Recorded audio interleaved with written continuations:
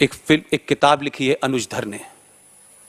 उस किताब को मार्केट में अवेलेबल है। उसने कुछ भी अपनी तरफ से नहीं लिखा है। 20-25 देशों से जो डॉक्यूमेंट थे उस वक्त के, वो सारे डॉक्यूमेंट लगाए हैं उसने। उस किताब का नाम है your prime minister is dead, जिसके ऊपर विवेक अग्निहोत्री नाम के एक नेशनलिस्ट फिल्म डायरेक्टर ने फिल्म बनाई है ताशकंद फाइल। यह कैसे होता है कि यही लोग, यही समाज ताशकंद फाइल देख के निकलता है और यहां से निकलते से बाहर तक जितनी उसे गालियां आती हैं वो पुराने लोगों को देने लगता है। एक खास किस्म की पार्टी को देता है, उसके लीडर्स को देता है। वो यहां फिल्म देखने आता है तो उसको पता नहीं होता कि मुझे क्या देखना है, लेकिन देखने के बाद वो कन्विंस हो जाता है फैक्ट के साथ में कि इस देश के साथ किन लोगों ने गद्दारी की है। तो हम अगर आज भी इस बात को नहीं समझ रहे कि इस राष्ट्र को बचाना है, यह राष्ट्र खतरे में है। हो सकता है कि आपके यहां चंद साल पहले 12 अगस्त को किसी एक विचारधारा के लोगों ने कहा कि हम अपनी मौजूदगी कैसे दर्ज कराएं, क्योंकि वहां मौजूदगी दर्ज कराने का जो तरीका है वो 1400 साल पहले उस दिन शुरू हुआ था जब मक्का में मोहम्मद साहब के दामाद अली का फजर की नमाज जो सुबह 4:30 बजे होती है, जब वो नमाज पढ़ने गए तो उनके बराबर में एक आदमी लेटा हुआ था। तो अली ने उनसे पूछा क्या आपकी तबीयत खराब है, क्योंकि वो बिल्कुल दंडवत लेता हुआ था, जो नमाज पढ़ने का तरीका नहीं है। तो उसने कहा कि मैं आज एक बहुत बड़ा गुनाह करने जा रहा हूं, इसलिए मुझे उस गुनाह करने का अफसोस भी है, लेकिन वो करना है मुझे। उनका नमाज का वक्त हो रहा था, उन्होंने नियत बांधी, नमाज पढ़ने लगे, और जब सजदे में झुके वो शख्स खड़ा हुआ और उसके सीने के पास में तलवार छुपा रखी थी, उसने अली की गर्दन काट दी। मोहम्मद साहब के दामाद की गर्दन काटने वाले लोग अगर आपके शहर में अपनी उपस्थिति दर्ज कराने के लिए एक जवान बच्चे को पत्थरों से मार मार कर ये बताएं कि हमसे डरो, हम आ गए हैं, तो आप डरे नहीं।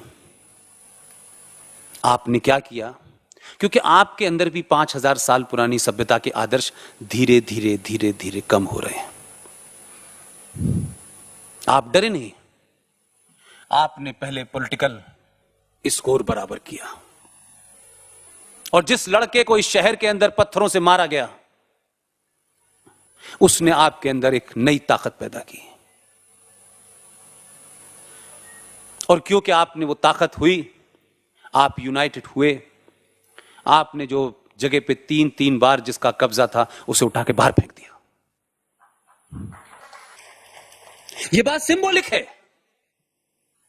यह पूरे देश में ऐसे नहीं हो रहा है कि जो सच बात कहे उसके लिए फतवा जारी कर दो, सलमान रश्दी कहे उसको मारने का फतवा जारी कर दो, तस्लीमा नसरीन कुछ बोले उसे फतवा जारी कर दो। जो लोग डरा रहे हैं वो खुद इतने डरे हुए हैं कि वो हर बार एक नया तरीका ढूंढते हैं, किस तरीके से मारा जाए, कैसे लोगों में डर पैदा किया जाए। तो जो 1400 साल पहले शुरू किया था वो सिलसिला रुक नहीं रहा है, क्योंकि अब आप सवाल पूछने लगे हैं। और मैं बार बार यह कहता हूं कि तमाम नेशनलिस्ट लोगों को इस सोच से बाहर आना चाहिए कि अब हमें हर एक को जवाब देना, हमें नहीं जवाब देना भाई। अब तुम्हें जवाब देना है तो ठीक है, हम तुम्हारे किसी सवाल का जवाब नहीं देंगे। जवाब देते देते 700 साल गुजर गए, तुम हमारे जवाब से मुतमईन नहीं हो पा रहे, लिहाजा हमने जवाब देना बंद कर दिया।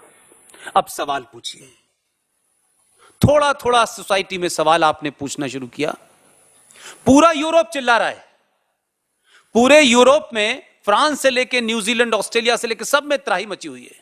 बड़े सभ्य लोग थे, बड़े हाई मॉरल ग्राउंड थे उनके, और जिनकी हुकूमत में सूरज नहीं डूबता था, अब उनकी हुकूमत में लंदन में सूरज नजर नहीं आ रहा। लिहाजा उनके यहां बड़ी चिंता है कि 24 मेयर हो गए हैं। फ्रांस में क्या हो रहा है, स्वीडन में क्या हो रहा है, ये सब आपके सामने है। अब कोई अखबार आपको जगह दे न दे, लेकिन आपके पास अखबार से पहले और टेलीविजन से भी पहले खबर आ जाती है, और बिल्कुल अडल्ट्रेटेड नहीं होती, उसमें कुछ अगर मगर नहीं होता। कई सारे बरखाएं और कई सारे राजदीप उसमें शामिल नहीं है।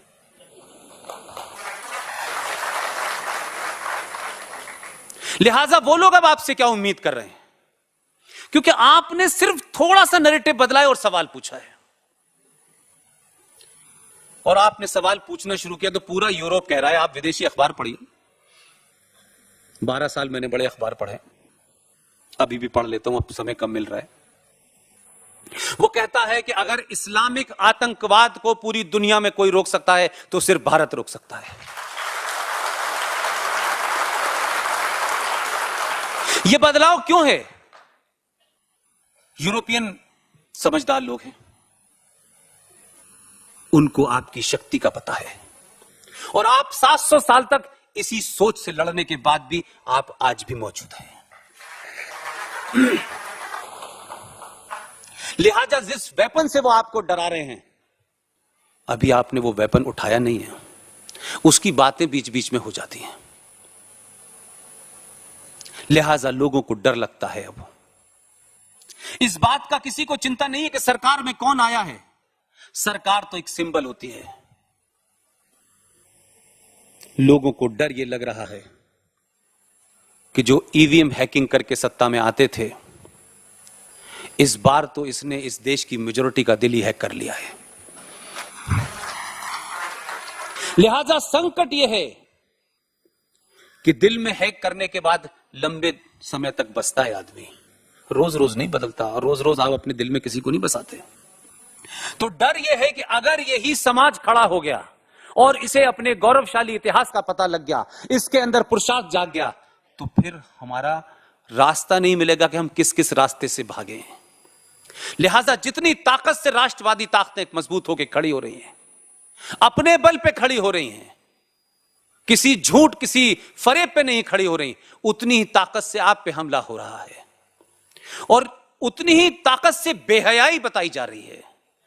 गरीब समाज, इस देश का गरीब गुरबा अगर कोई बात कहे तो उसको मैं बुरा इसलिए नहीं मानता कि उस बेचारे के पास कोई तथ्य नहीं है, वो भावुक आदमी है, वो 2 वक्त की अपनी रोटी की वजह से लड़ रहा है।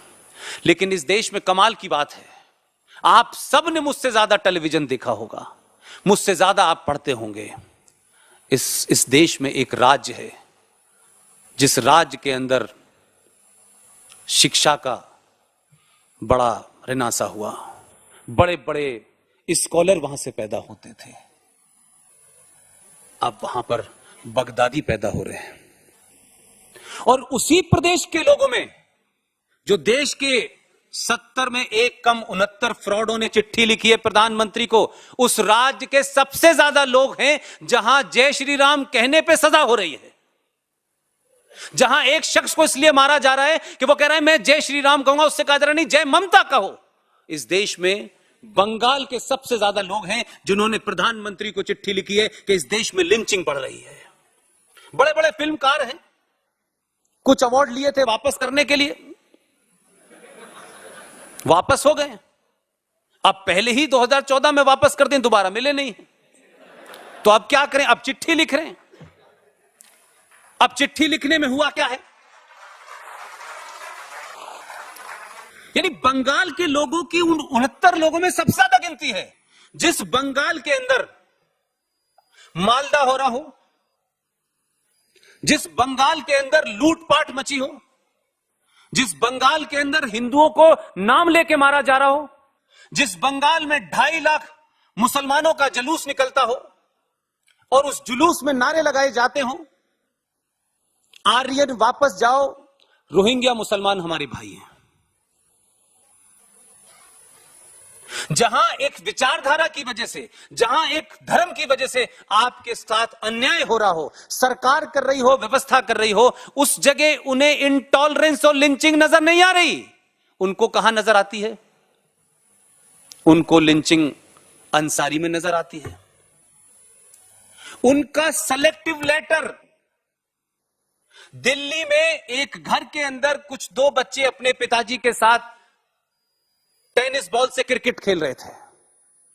इस घटना को मैं इसलिए जिक्र कर रहा हूं कि लोगों का लेवल देखिए, झूठ और मक्कारी इस देश में देखिए, इंटेलेक्चुअल्स की क्या है, जो फिल्म के नाम पे, पेंटर के नाम पे, एक्टिंग के नाम पे, विद्वान के नाम पे अलग अलग अवार्डों से नवाजे गए हैं, उन्होंने क्या किया है।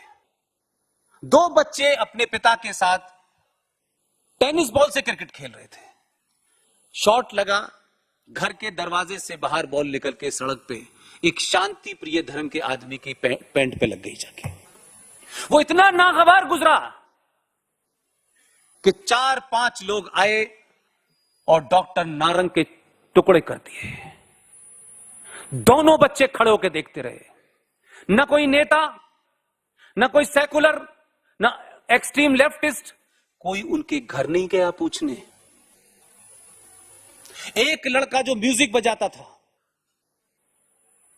जिसका कोई पॉलिटिकल एलिनेशन नहीं था, उसको इश्क हो गया एक मुसलमान लड़की से, और मुसलमान लड़की उसके अफेयर में she was so deeply involve कि उसने अपने मां बाप के सामने कहा कि मैं अंकित सक्सेना से प्यार करती हूं, उससे शादी करने के लिए जा रही हूं। बहादुर लड़की थी वो। लड़की अपने घर से डेस्टिनेशन तक जब तक पहुंचती, उसके बाप ने और उसके बेटों ने अंकित सक्सेना को दिल्ली के बीच में मर्डर कर दिया, खुलेआम। और ये नई दिल्ली की बात है, ये किसी गली कूचे की बात नहीं है, ये बिहार की किसी गली या उत्तर प्रदेश की बात नहीं है जिसे लोग झूठ कह के मजा लें।